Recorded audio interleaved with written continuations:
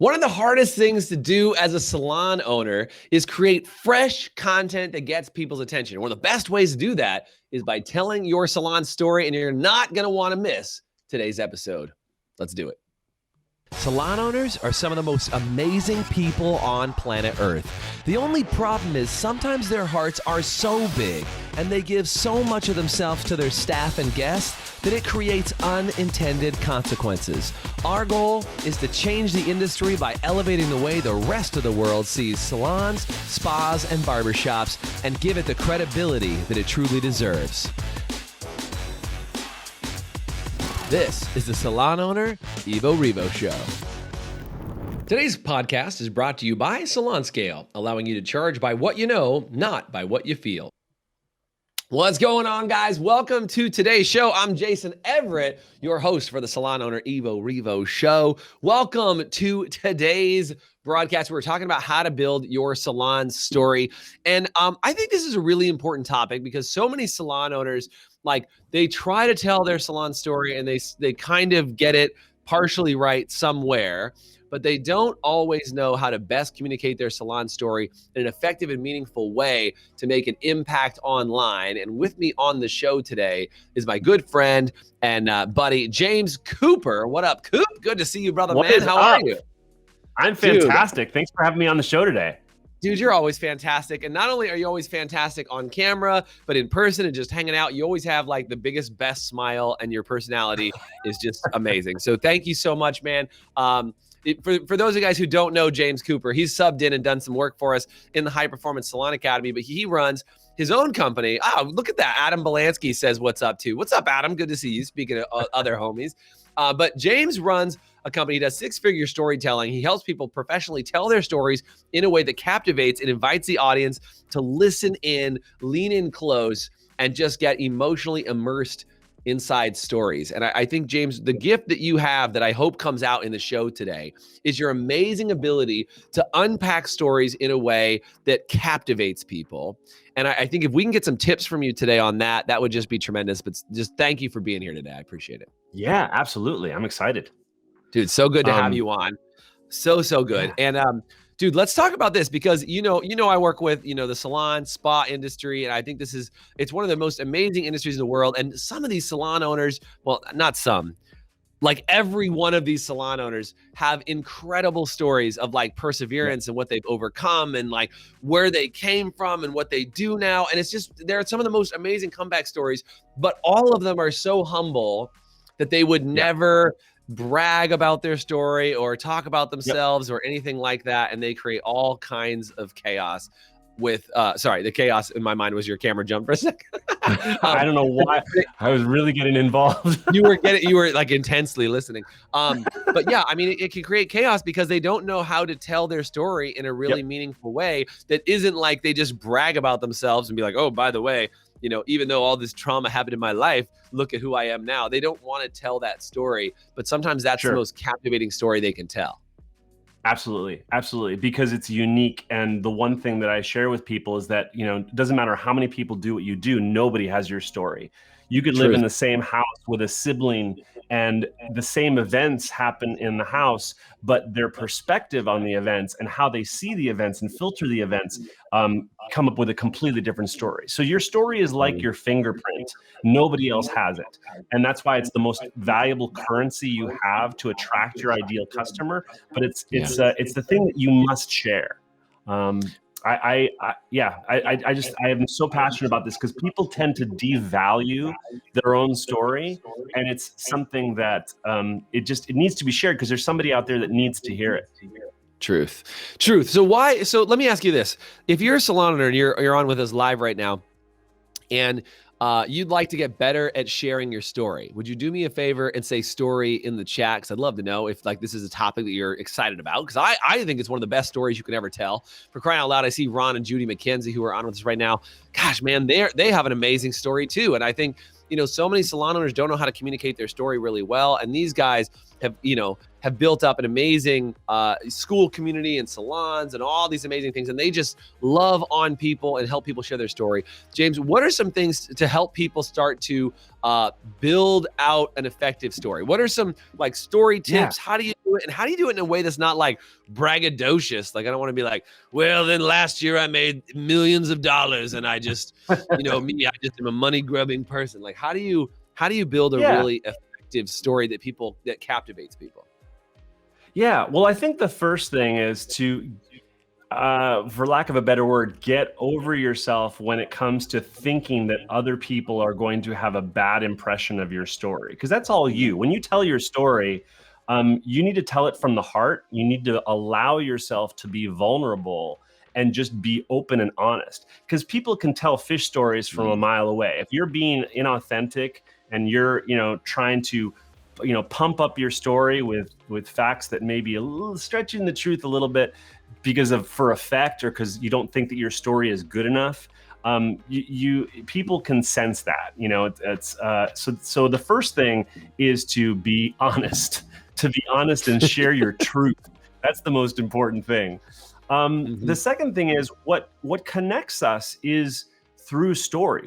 We are storytelling creatures by nature. We are born, with this innate ability to tell stories. I mean, I listen to stories from my kids. I know which stories are not necessarily true, but I listen. My 6-year-old has been, he's been telling stories with his Legos, or when he's doing creative story ideas. I mean, we're just, when you think about it, all we do all day long is, when we're connecting with people, is we tell stories. If you connect with a friend that you haven't talked to in a long time, we say, hey, what's up? What have you been up to? And immediately we go into story. It's like, oh my God, you're not going to believe what happened to me.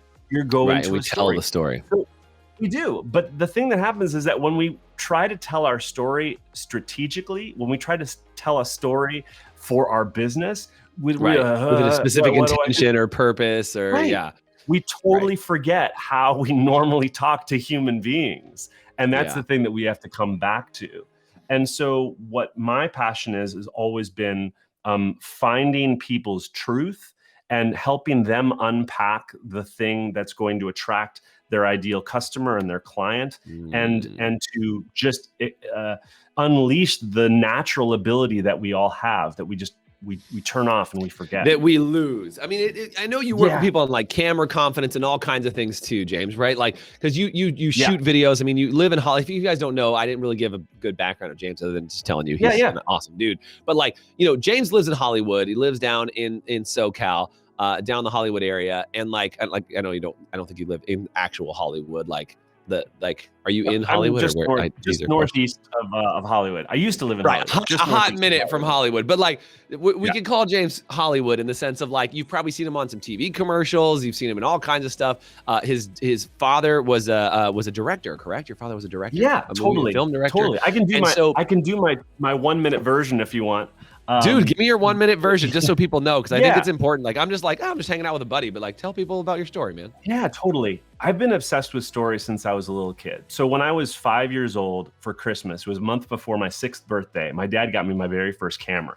And I think awesome. I love it. Do you have it still? Dude, that's awesome. Here, this is my very first camera. Oh, Dad. And my dad taught me how to load it, and he was probably more excited than I was.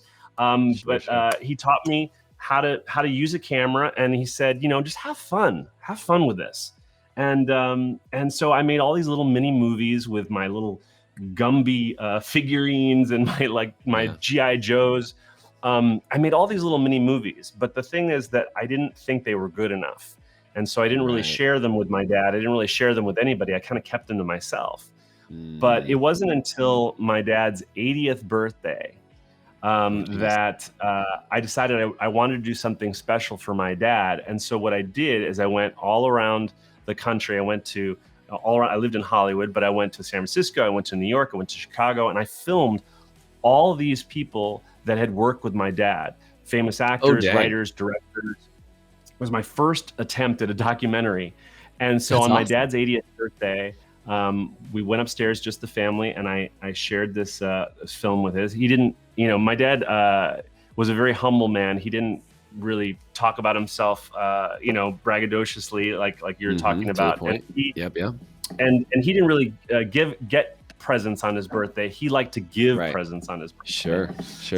So basically, I shared this movie. I said, "Here you go, Dad. Happy birthday," and I handed him the remote. Oh man, I was so nervous. I was like literally shaking. And my dad pressed play and he watched it. And all these people were just sharing what my dad meant to them and how they've grown working with him.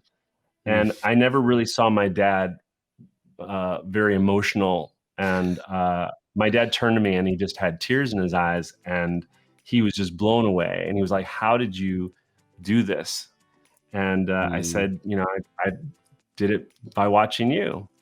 And so that moment was really the moment of confidence for me where I decided that if I could make my dad feel that maybe this filmmaking thing is something I could do.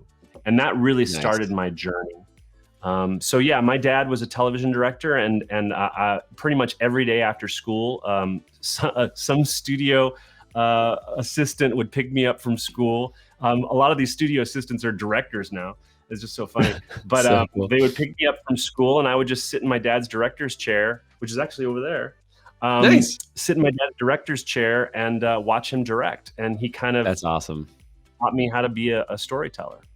Dude, so that's my so story. I went good. on more than a minute. It's probably a couple minutes. How dare you spend more than a minute on your story, sir? How dare you? But dude, I mean, I think you are a magical storyteller. I mean, I just think you have this uncanny ability to tell stories. So let's talk about how do we tell stories as a salon owner? First of all, where would we use stories? Like how do stories play out in your mind? Because you've known me for a hot minute. Like when should salon owners be using stories? Where should they be using stories? And how do they effectively communicate using stories? Totally. I mean, I do get my hair cut from time to time. And familiar with the process? I've been in the chair and I've been with some very chatty people cutting my hair and they share stories and I get to, and I ask questions. I'm always a curious guy. So I always like to know how they started and, why they do this or why they started this or how they got started. Cause that's just my own curiosity. I think that, stories are like the ultimate way to connect with people. And so I think any opportunity to meet somebody and to be curious. I always think that there's this reciprocity when it comes to storytelling, and you ask questions and they share, and then that might prompt a story from you. But it's a way for them to get to know you on a deeper human level. So I think there's always opportunities when you're cutting somebody's hair, when you're meeting somebody new. There's always opportunities to share stories, because stories also don't have to be about you. You can tell stories about other people. You can tell what I call, I have this framework that I use with clients, and it's called HERO.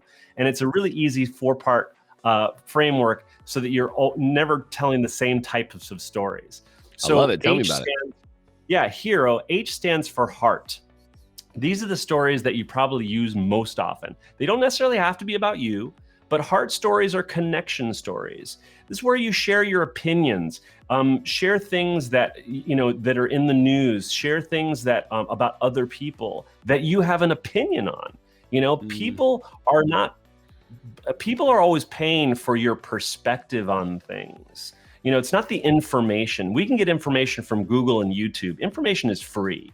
But when you're selling your services, it's your perspective on that information that people are really connecting with. Because when you share your opinions, people get a sense of what you believe and what you value.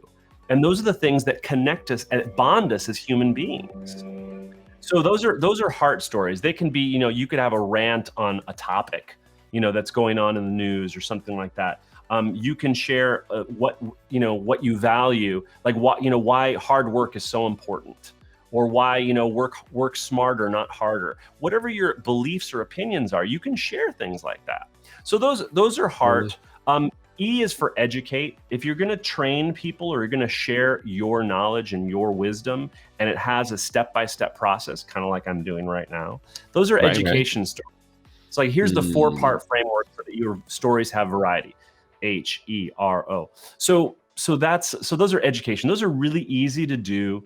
They don't take a lot of prep because it's basically you're sharing, here's the problem, here's the solution, here's what to do next. It's a pretty simple 3-part process. Right. The problem that I see in the marketplace is that education videos are all people do. That's like the only thing that they do.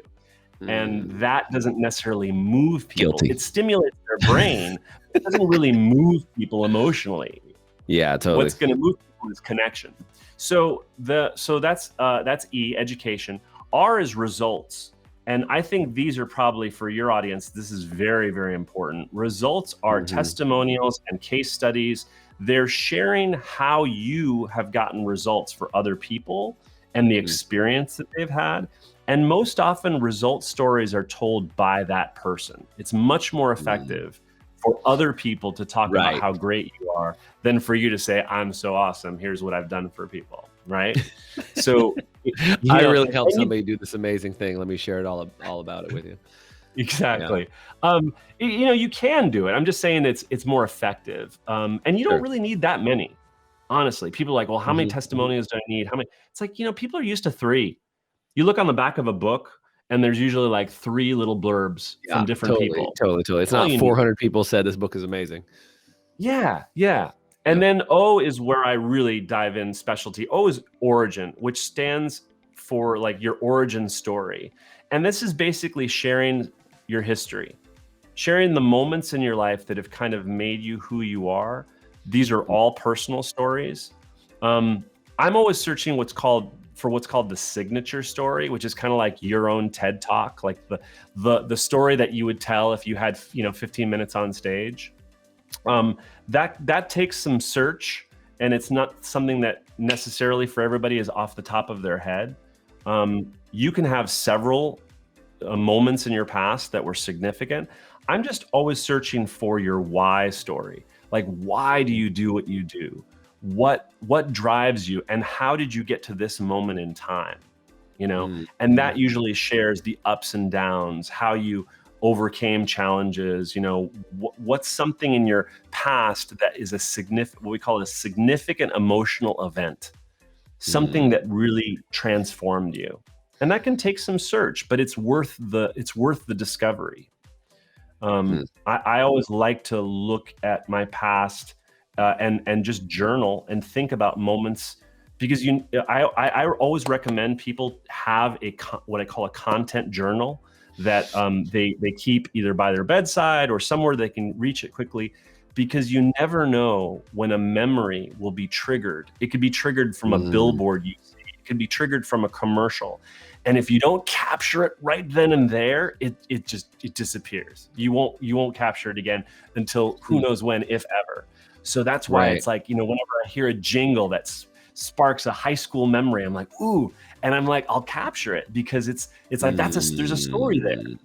That's good. That's good. I like that. I love this idea of having a journal. By the way, if you do too, do me a favor and comment journal in the comments, because I think, James, I don't know if you know this, I've been working with this a comedian to help be a better storyteller. I've been working with him to tell some, to be funnier. Let's be honest. Because I'd like improv sketch comedy was my jam. I kind of got further away from it, got very into like motivational stuff. And I was like, it's amazing. However, what we've been talking about is finding these opportunities to kind of like catch those little moments. And I love what you said about this content journal is like, what sparks that emotion in you, and why does it spark that emotion? Because that's part of your emotional story that comes out. But just to recap on what you said, I want to be able to recap, and then we're going to have to take a quick break. Actually, let's do this. I'll recap when we come back, because we got to take a quick short break. We'll be back in just under a minute. Let's do that, and we'll be right back. I'll recap. Hey, HPSA listeners, let me ask you this. Are you tired of not knowing what your hair color is costing you on every appointment and watching it chew up your profit? Well, with Salon Scale, we take the guesswork out for you. Using a mobile app paired with a Bluetooth scale, Salon Scale will tell you exactly what your color is costing you on every bowl mix down to the gram. As you mix, Salon Scale will also digitally store your formulas and track how much product is being used in real time, so you can manage your inventory, cover your expenses, and generate more profit in your salon. Use promo code HPSA10 to get 10% off an annual subscription. Salon Scale, the new standard for mixing color. All right, welcome back. We're talking with James Cooper. Dude, so good to have you on. We're talking about this amazing formula you just laid out called the HERO formula for telling stories. You said HERO. That's how you spell hero, in case you were confused. H stands for heart. E stands for educate. R stands for results, and O stands for origin. Heart are your opinions and the things that you care about. Education is all about the connection. Results is all about the testimonials and things you get for other people. An origin story, we're just talking about signature story, those emotional spots in the past that have created who you are today. And you were just mentioning before we took that quick break, all about this idea around keeping a content journal of when emotion hits you, you write it down. So how, James, would we take something like that? Let's take a salon example and say, how do we take a story like that and use it? Because I got my brain's already kicking into high gear here, right? It's like, oh man, that'd be really good to tell a testimonial story while a client is sitting down in the chair and be like, oh, James, you know what? I was just thinking about your hair because I have a client, his name is Fred, who's just like you, who came in and said, blah, blah, blah, blah, blah. And then maybe in talking about, he ended up taking this retail product home and he used it in his hair. And then he solved that problem the exact same way that you need to solve it. And here's what's going on. And like, instead of trying to say, would you like to buy some shampoo when you leave today? That story becomes the sale, or will help the sale happen instead of make the sale feel forced. That was one of my thoughts, but you probably have some other ideas about where you can use these stories. Yeah, well, I think that's a great example. It's like when we're using a story strategically, we have to do two things. We have to connect with the situation that could help this person, right? Mm-hmm. The two elements that you have to have in a story is you have to have conflict and desire. Those are the two things. Mm-hmm. Without conflict and desire, you have no story. Right? I like it. And so I'm taking notes. Yeah, no worries. So when we try to use story strategically, where I see it kind of go south is that you don't have any kind of a story arc. You have to start with some sort of intention. And when I say intention, it's like, okay, I want this person to buy, this color stuff, to make his hair look shinier. Very fancy term, color stuff. Right. Yeah. Yes, color stuff. You can tell I work with a lot of salon owners. Lots of salon owners, color stuff. Got it. Yes. But I think your example is exactly right. It's like you have to relate to how can I help this person? How can I help this person achieve a certain result? What is the transformation that I want to see for them, right? It has to come from a place of caring rather than, hey, if you buy this, you'll get this result. I can't remember who said the quote. People don't care how much you know until they know how much you care. Truth. And it's such an important quote when it comes to storytelling, because what you have to always say, what is the purpose of sharing the story? What am I going to gain? There's this phrase that I've always remembered called WAIT, which stands for why am I talking, which has always been helpful to me because I don't jump in and say things, unless I know exactly why am I talking, why am I sharing this. So I always wait before I speak. So putting this into practical terms, if you think that what you're offering can genuinely help somebody, rather than you're not just trying to make an extra few bucks, then you can definitely share a client or how you have found this product really helps. Right. And when you look at it in the frame of storytelling, the conflict, what is the conflict? The conflict is their hair is too dry, or the color is fading and they want it to last longer. Whatever it is, it's the villain. You have to have a villain in a story. There has to be a villain, right? And if you're going to help vanquish that villain through this product, here's how it works. And here's who has gotten great results through using this product. So there are three main things that I focus on when I try to tell a story. First thing is you got to set the scene. Every story has to set the scene. And I won't go down a huge rabbit hole of setting the scene, because there can be lots of different components, but it's basically, what is the situation? Mm-hmm. What's the situation in this story? And in any situation, again, you have to have both a conflict and desire. I wanted this, but I couldn't because of this problem. I want to achieve this, but here's the challenge. And that's where you set up, what is it that you want, the desire, and what's the conflict, the villain. Once you understand, and sometimes you share that through a story of somebody else who had that situation, so that they can relate. Right? Yeah. So Digging it. you have to set the scene. Otherwise, people don't know why you're telling the story, and they don't know, why they should listen. But if it's a strong desire that something that they really want, and it overcomes this problem, because we're here to help solve problems. Then once you understand that, and that scene has been set, then you can move forward with a story, an example of somebody else. Let me translate this into Salon world, right? Yeah. Is it setting the scene or getting the situation is making sure you have an amazing consultation with somebody and telling them, like, I'm here to help you. I'm going to figure out what we're doing, setting the scene, getting the situation set up for the first place, and then figuring out what are their desires and what's standing in their way for the guest that's sitting in your chair, right? If you're a stylist, you're saying, like, is that kind of what you're talking about? Like setting the situation, like, I've helped lots of people. I'm here to help you with this. So talk to me about what it is that you want, and tell me about what it is that you don't, what do you like about your hair? What don't you like about your hair? Tell me what's going on. They're like, it feels like, straw, or like it feels this way, or whatever. And then you're like, okay, I totally get it. So how does that then transition? Because that's kind of learning, like, I see two things going on. One is telling your story as a stylist of, like, here's what I can do to help you and figure out what's going on. But I also would say, James, that I'm kind of picking up this other part of what you're saying, is that learning the guest's story that's in the chair is as important as sharing your own story about how you can help them. Totally. Absolutely. You have to understand your audience. You have to understand who it is that you're talking to, and what are their needs and desires. Now, if you've been in the salon industry for any number of time, even I'm sure in salon school, there's only so many problems. Right. Totally. There's only so many problems that people have and that you can solve. And so there are references that you can pull from other people's stories that you can use. Because what people want, people want a transformation.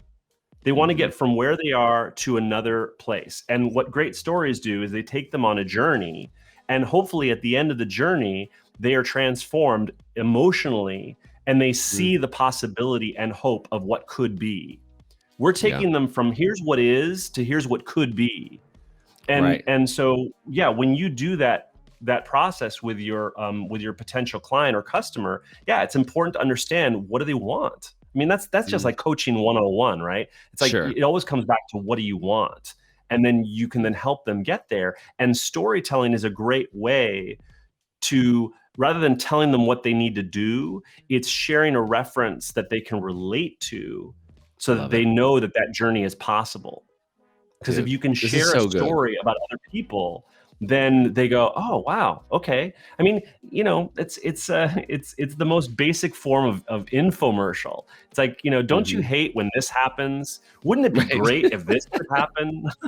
Those infomercials are so cheesy, but they're using the same basic principle of conflict and desire. Yep, I love it. And by the way, James, this has been super helpful. I only wish I had like 4 more hours of show with you, which is why I call you any chance I can to just figure it out. But James, if people want to learn more about telling stories, how can people go find you and just hear more about storytelling? Because I think I hope you guys catch, you could use this behind the chair. You could use this when telling the story of your salon. You could use this as far as like on social media. Like, storytelling is one of the biggest communications tools you have. And when you learn it, it's amazing. James, how do they track you down and get more information? Yeah, totally. So you can always follow me on Instagram, James Cooper Films. You can follow me there. I go live there every Monday through Friday, actually, right around now, 9 o'clock. And then also in April, I am going to be doing a storytelling workshop. It's like a 90-minute workshop. So we're going to talk about story crafting, which is kind of writing and crafting the story. And then we're going to talk about storytelling, which is also about the delivery. How do you deliver your stories with impact? And so Nice. I haven't set a date, but it is going to be in April. So message me on Instagram with the word workshop, and I'll give you all the details. Consider yourself messaged by me, my friend. I'd love to sit in on more James Cooper classes. If today was wicked valuable for you today, would you do me a favor and just say wicked in the chat? James, always fun to have you on. Thank you so much. I hope you guys will go find James over at Instagram, James Cooper Films, and get more information about how you can tell amazing stories, make your social media better, connect with your guests better, connect with your staff better, but more importantly, understand your story. Thank you so much, James, for being on today. Awesome stuff. Thank you so much. All right, thanks a lot, bro. Good to have you on. Yeah. Thanks for listening to the Evo Revo podcast. Today's podcast was brought to you by Salon Scale, allowing you to charge by what you know, not by what you feel. Please subscribe, leave us a review, and you can always get more information, including show notes and the video episodes at evorevopodcast.com.